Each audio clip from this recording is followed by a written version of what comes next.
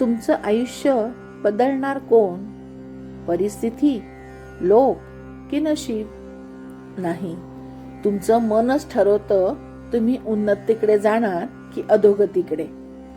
मागील श्लोकात समर्थांनी मनाला सांगितलं, तू राघवाला भेट. पण आता प्रश्न असा आहे की का भेटायचं? त्याचा काय फायदा? याचं उत्तर समर्थ ह्या श्लोकात देत आहेत.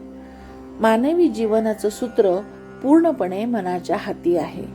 मनच आपल्याला मुक्तीकडे घेऊन जातं आणि मनच आपल्याला अधःपतनाकडे ढकलू शकतो.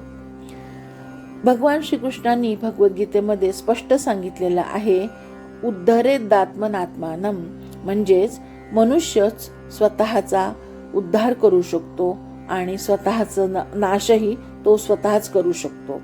म्हणूनच समर्थ मनाला थेट उद्देशून सांगतायत, तूच माझं हित कर. श्लोक क्रमांक 22. मना सज्जना हित माझे करावे, रघुनायका दृढचित्ती धरावे. महाराज तो स्वामी वायू सुताचा, जना उद्धरी नाथ लोकत्रयाचा. जय जय रघुवीर समर्थ. मना सज्जना हित माझे करावे. हे सज्जन मना, माझं हित कर. समर्थ मनाला सज्जन म्हणतात कारण मन मुळातच शुद्ध आणि सात्विक आहे. पण सततच्या जन्म मरणाच्या फेऱ्यामुळे तो रजगुणी संस्कारात वाढते. इथे समर्थ मनाला आठवण करून देतायत, तूच माझा मित्र आहेस आणि तूच माझा शत्रूही आहेस.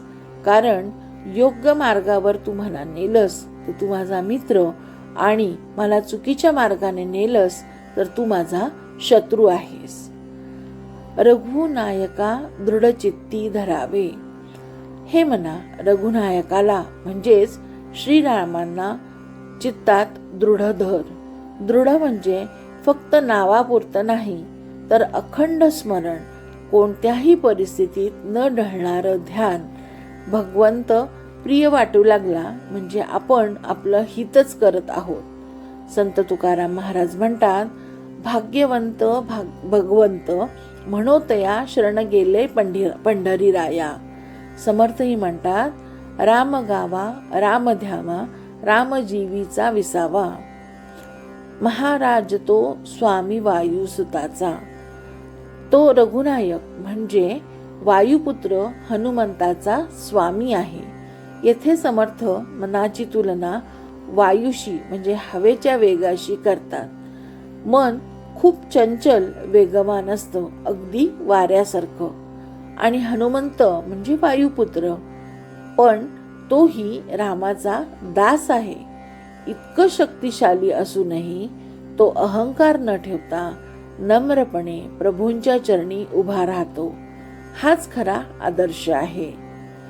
जना उद्धरी नाथ लोकत्रयाचा. हा रघुनायकाचा म्हणजेच तिन्ही लोकांचा उद्धार करणारा आहे. त्यांनी लोकोद्धाराचं व्रत घेतलेलं आहे. तो शरण जातो, त्यांचा तो उद्धार निश्चित करतो. म्हणूनच समर्थ सांगतात, अशा महान दैवताला चित्तात दृढ धरा. मन म्हणजे जीवनाचा शिल्पकार. मन योग्य असेल तर जीवन उत्तम होतं, आणि मन जर भरकटलं असेल तर ते अधोगतीला नेतं. म्हणून श्रेयस म्हणजे कल्याणकारी गोष्ट, प्रेयस म्हणजे आवडती, हवीशी वाटणारी गोष्ट, हाच खरा साधनेचा उद्देश आहे.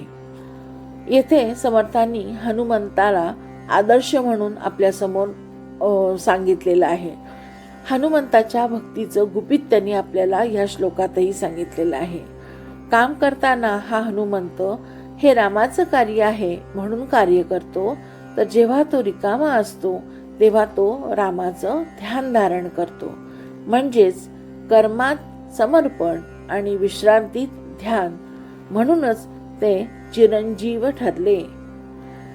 सकाम भक्त म्हणजे फक्त संकटाच्या वेळी देवाला जो आठवतो तो सकाम भक्त, परंतु निष्काम भक्त म्हणजे देवाशिवाय जो राहूच शकत नाही.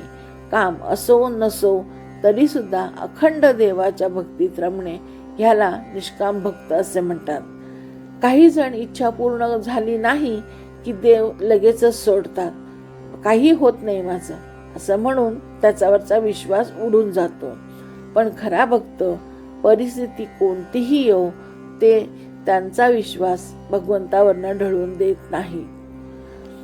मनुष्य स्वतः उद्धार करू शकतो आणि तो स्वतःचा नाश करू शकतो. म्हणजेच मनच बंधन आणि मनच मुक्ती आहे या सर्व कारणांसाठी.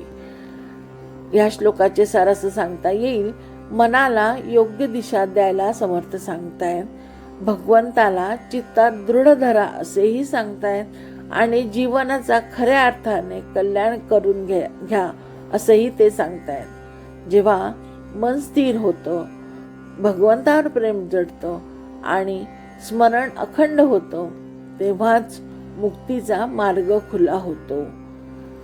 तुझं मन जर तुझ्या हातात असेल तर तुझ्या भविष्याची काळजी करू नकोस, कारण तेही तुझ्याच हातात आहे. फक्त एकच कर, भगवंताला मनात दृढ ठेव, म्हणजेच त्याच्यावरची श्रद्धा ढळून देऊ नकोस. जय जय रघुवीर समर्थ.